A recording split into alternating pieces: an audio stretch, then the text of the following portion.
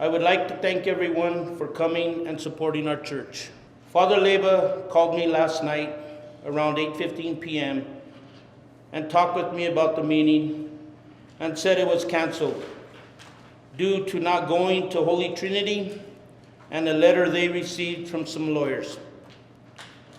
We as a council felt it would be in our best interest to proceed with our meeting as planned, and also since we knew we would have numerous parishioners attend as well. It was sad that the meeting, that Father John Paul Leba couldn't join us tonight, nor the Archbishop, nor Monsignor Schmitz. When we first heard from the Archbishop's staff that his decision was to close our church in November, we asked him for a meeting. We sent a letter to him making a formal request for a meeting, and that request was not accepted, so we have not yet had a formal meeting. We believe without meeting with us, without seeing this community, without ever coming to our church, we think that your decision to close our church is uninformed. And what we have heard from your staff is that there are several reasons why you don't believe that our church should continue through the future. We are ready tonight to speak to those issues, and we have various members of our community who are going to handle specific issues. I'm very honored to be here tonight, and I'm glad that we're videotaping this because I think Archbishop and Monsignor and Father John, you'll recall that when this controversy started back in November of last year, the Monsignor and Father Leba came to the parishioners and announced that the Archdiocese was going to close Our Lady of Visitation. Think about that. It was announced. There was no discussion. I don't recall anybody ever coming and asking you your opinion, our opinion, to get our feedback. But Archbishop, you did not come to make that announcement. As a result of that, Jerome and the committee sent an extraordinary letter to you, Archbishop, asking for a meeting. And this was back several months ago. There was no response. And just coincidentally, I happen to know the law firm that represents the Archdiocese, and I called them about 3 weeks ago, and I asked them, do you know what's going on? And they called me back the next day and said, a meeting has been scheduled for tonight. And I called Pierre, the president of the council. He didn't know anything about it. Jerome did not know anything about it. No one knew anything about the meeting that had been scheduled for tonight. And so luckily, we accidentally found out there was a meeting scheduled for tonight. And then we had a separate meeting with the Monsignor and Father Leba, with Jerome and myself. And we asked, what is the reason for the closure of Our Lady of Visitation? There were 6 reasons given. And tonight, you have heard 6 responses from 6 individuals who did a great job of answering every one of those questions. Question number 1, we don't have enough priests. Yes, we do. Question number 2, this parish is too old. No, it's not. Question number 3, there are financial problems and the bazaar has issues. No, it's not. We have $250,000 in the bank and $65,000 in capital improvements.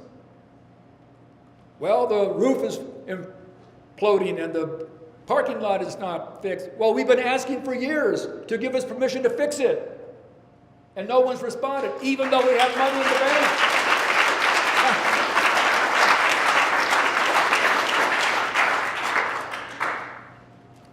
Finances.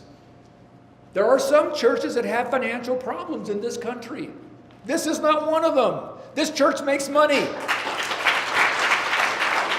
And it was great to hear from Fred, wherever you are, right here, and from Jenny and others who have explained that all the finances are taken care of. Everything is above board.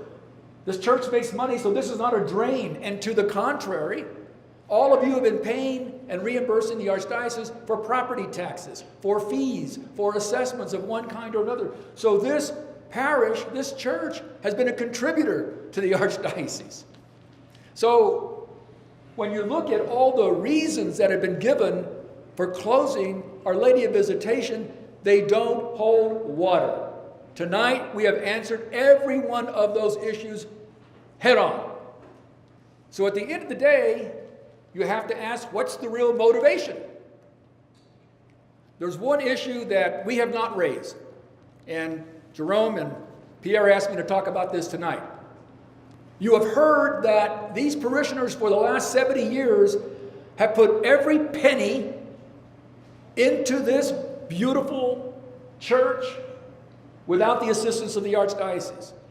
So the value of the investment made in the land, in the buildings, in the equipment has got to be over $1 million.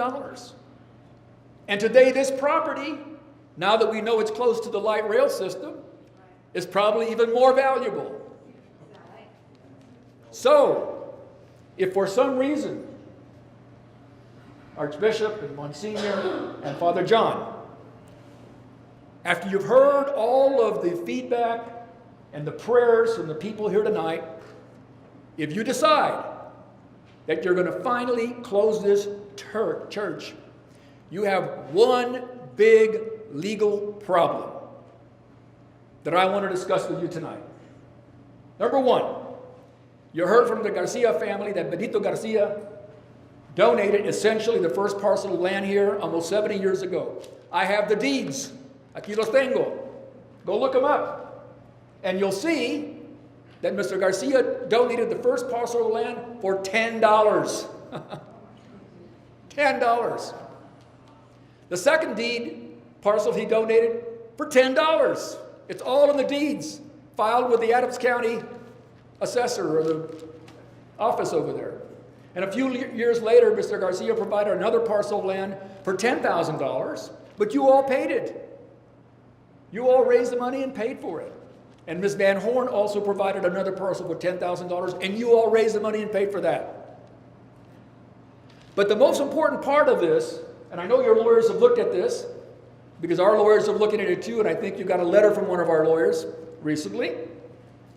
If you look at the deeds very carefully, the last two deeds say that they're provided to, quote, the Archdiocese of Denver, a corporation sole, that's a technical name under the Colorado Revised Statutes, I've read it, on behalf of Our Lady of Visitation.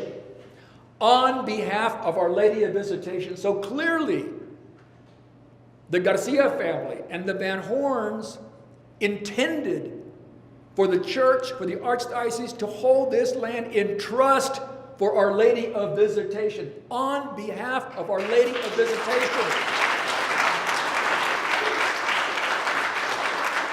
So, I have spoken to the descendants, and they have made it very clear. I have a letter that was written by John Garcia before he passed away, which, by the way, is signed by the pastor at that time, where he summarizes the intent of Benito Garcia. And I have a letter that was written by Maria, and I have your letter here, which you also talked about that, and we've all heard the history. So it was very clear that the land was provided for this beautiful church. And therefore, if the Archdiocese decides to ultimately close down the church, the family demands, not asks, demands under the law, that you follow the law of the trust and you return the land and the building and everything to the parishioners and to this parish, so we can continue to operate in whatever form they want. Now, let me say in closing, we do not want a legal battle with the Archdiocese. And it is absolutely true that I've already been talking to several lawyers in town, and it is absolutely true, I want all of you to know, that the Archbishop and the Monsignor and Father Leba received a letter on Monday from one of those lawyers advising all three of them that they should not destroy any documents, any emails, or any records in the event that we continue to have a disagreement. And apparently that may have upset a few people, but by the way, you all made a decision without inputting us, and we've made a decision too. So, in closing, let's all remember, we can avoid all this. We can avoid the embarrassment to the Archdiocese. We can avoid the pain and suffering that you've seen tonight from some of the people who have talked about how their families have been baptized here, married here, buried here. We can avoid all that if you simply make the right decision. And we've given you all the reasons for you to continue to allow Our Lady of Visitation to continue to operate as a parish for another 70 years. Because that is what I see in this audience tonight. We have a generous donor who is willing to pay the cost for an administrative staff person to join the team at Holy Trinity if we were to stay as a part of Holy Trinity to handle the administrative burden that is associated with our church. We understand that every church, such as ours, with property and with resources, is an administrative burden on a pastor, and we understand that Father John Paul Leba has plenty of responsibility with Holy Trinity. So in order to alleviate that burden, we are willing to pay the costs of an administrative staff person who would handle all of the administrative work related to our church, as well as anything else that person could do to help alleviate the responsibilities and the work that is presently on Father Leba's staff. Let me tell our community and you, Archbishop, that our finances are strong. We are, let me just read this to you. We have approximately $250,000 in our checking account and revolving fund with the Archdiocese. This far exceeds the Archdiocese recommendation that we save 6 months worth of expenses, which is approximately $27,000 based on our operating expenses. Our offertory contributions have been consistently increasing and increased by 9% last year. Last year, our offertory contributions of $41,000 covered 75% of our operating expenses, which were $56,000. The year before, our offertory contributions covered 70% of our operating expenses. During both those years, our fundraising, in addition to the offertory, covered more than the difference and provided OLV with net income of $31,000 last year and $18,000 the year before. One of the questions that was raised to us by your staff, Archbishop, was whether or not we were solely dependent on one event, which is the Bazaar. And the Bazaar is our annual event, which is a community event and it is a fundraising event. And it is a lot of work, but it is something that this community has been doing for as long as anyone can remember. And so it's not just a fundraising event, but it's a community event. And we as the Finance Council, we've looked at the Bazaar and we had decided that there were other ways we could raise money so that we wouldn't be solely reliant on one event and the success of one event for our future and for our economic future. And even if the Bazaar was not successful in one year or another, we still think we would still be financially viable because of the money that we have in reserves, $250,000 as you heard. But with our offertory in the last year covering 74% of our expenses, the only difference that we would need to raise is $13,000. We have already implemented several fundraisers which raise approximately $500 a weekend. We could do that over the course of the year. So we are financially viable. Indeed, we're financially profitable. $31,000 last year, $19,000 the year before, and we have nearly 10 times the amount of reserve that the Archdiocese requires a parish have in reserves. I'm speaking here tonight to try to help you, Archbishop Aquila, see the possibilities. While each parish maintains its unique history and identity, we should be led by our pastors, by our Archbishop, by our Chancery, to work together to make a stronger whole. We, Hispanos, Chicanos, Spanish Americans, are a congregation of people who were forced to assimilate into a country that we had already occupied and built for hundreds of years. We and the handful of volunteers have reached out to about 10 parishes. We've spoken with your pastors. We have reached out to active and retired priests. And we have obtained the commitment of 4 priests who have offered to present Sunday Masses to us. We believe this addresses the immediate need that you have spoken of. Pastoral care. Being a pastor entails more than just saying Mass on Sunday. A pastor supports and guides their followers in the promulgation of the faith and oversees the development of the parish. We at OLV believe that in the last 10+ years, since the arrival of Father John Hilton, that our parish has been discriminated against and stifled. Many proposals, applications, supplications, meetings, and attempts to improve the facilities, even with the support of donors and under the proposals under pastoral guidelines and grant guidelines, have either been rejected or not responded to.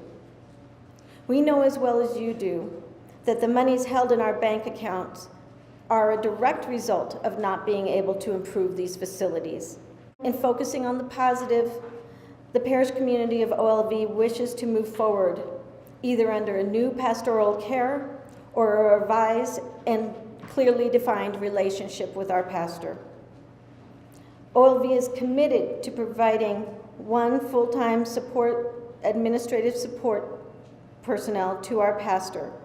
This administrator can be selected by our pastor, but would duly report to the parish council. OLV will streamline all administrative needs, but would require that our pastor provide us due process, as is afforded to all parishes in decision-making. We implore you to look at the alternatives. Being the catechism instructor here, I have families that come to me every Sunday wanting their kids to receive their sacrament. And when I look at them, they are the future and the leaders of this parish. And when I look at those that are here tonight, yes, we do have our elders and we can learn a lot from them, but we also have our young kids that are the leaders of this parish. So this parish is not going to die. You know, we have a large range of age of people that come here to our bazaars. Just Saturday we had a cooking class and it was fabulous, of all the age groups that shared in the cooking class of Torta de Huevo. So what I like to say to everyone here is that we are not a dying population and we never will be. In our last financial statement that we provided to the Archdiocese, we list on there $65,000 that has been put towards maintenance and structural repairs. So as a community, we have already set aside $65,000 to make structural repairs and to do maintenance on our building. And as you will hear from Ernest, that would cover the roof. It would also cover the repaving of our parking lot. What is a ballpark figure for repaving our parking lot in your experience? 9 to 12,000. For brand new, just redoing it entirely and restriping it. Did you say 9 to 12? 9 to 12,000. 9 to 12,000 for the Yeah. pavement. Okay. Alpine Roofing's estimate was about 98,000, I It believe. was 98,000. Was that to do both the flat roof as well as the pitched roof That over was, the chapel? that was 80 squares of roofing. 80 squares covers the chapel, covers the overflow, covers the kitchen, covers the storage, covers the priest's area behind the chapel. And if we went with Everything. if we went with Alpine Roofing, which is the premium roofing company in Colorado, and if they just did the flat roof, which is the roof that needs to be replaced, how much would that cost? That'd be 65,000. Is the A roof the 65,000? Is that the flat roof? Yeah, that's around flat roof. And that would be 65,000. 65,000. This is my Aunt Mary. She is a descendant of Benito Garcia. She was only 11 years old when my great-grandfather gave the land for the church. Hello, I'm Mary Vega. I've been coming to this church since I was it started in 1949. They brought Father Trudell would have Mass at the Morada, And we would walk down, because Mom and Dad had 8 children. We'd all keep walking down and go to church. And then Father Trudell got very friendly with my father. He was always he'd be in the evening sometimes, he would stop by and make us get on our knees and pray. And sometimes us kids liked it, and sometimes we didn't. We wanted to be out there playing. But Father Trudell came across 2 boxcars that they were donated to him. And to this day, I don't know how they brought him here.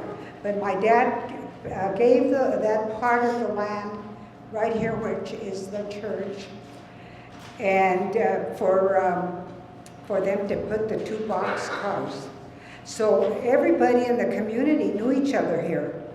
You know, we knew all the neighbors, and my dad used to go fishing with them and everything. So all these people got in together and started taking these boxcars apart. And I could, you know, I've always been a very inquisitive person, and I wanted to see how are they going to do this, you know? So I used to sit out there watching my father and these men work, and they gutted all those boxcars. They put a big old heater in there to warm up the place, and they they said, well, we have to get some pews. First, they started with the altar, and they fixed the altar for the Mass, and then they started making pews for the people to sit in, you know, the pews and the seats. And the reason this was all given, I used to listen to Mom and Dad, is because my dad felt that all this community needed some place to go to worship. They've been calling me, some of the people, that they're going to close our parish, and one of the greatest things is this was my dad's hopes for us to keep this church. And I would break my heart for us to lose this church. I want to add to what she said. It's her father that gave this land, and it would be a travesty for it to go away than from being a church. I just thought it was really important that we share all of that, and hopefully the Archdiocese will listen to what we're saying and have a heart to add to the heart in this community. Yeah. I was born, raised in this church for over 57 years. As we know, we have numerous families that have been attending at AofD for many years as well. This is our legacy and to be our children's future. With all of our support and dedication, this may be a long and legal process, but there have been other Catholic churches that were closed, and then a decision was made from the Pope to open back up. We have many young and old parishioners that attend Mass weekly here at AofD, and we are able to accommodate some of the old and handicapped that cannot walk up to receive communion by serving them the Eucharist while they remain seated. We as a community are sure that some of them will no longer be able to come to Mass here if we close, as no other church does, what we can do for them. We do not want to be able to attend Sunday Mass, as we can only hope and imagine that the Pope would not want this as well.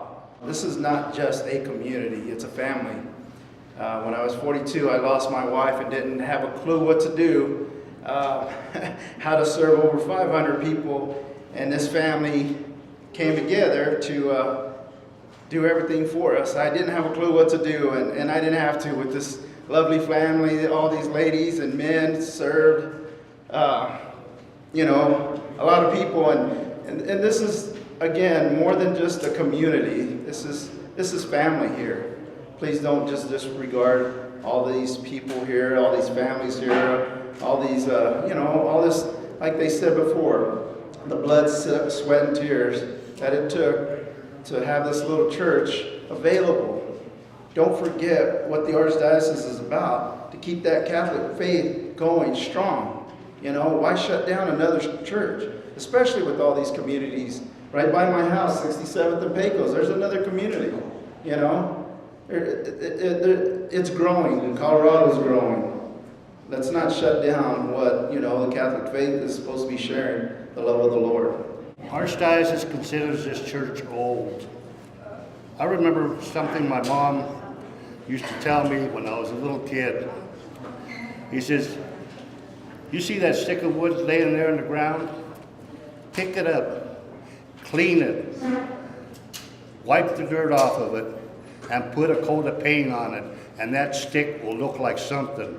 And that's what we will keep doing with Our Lady of Visitation. We will keep painting it and painting it from this generation to the 10th generation down the road.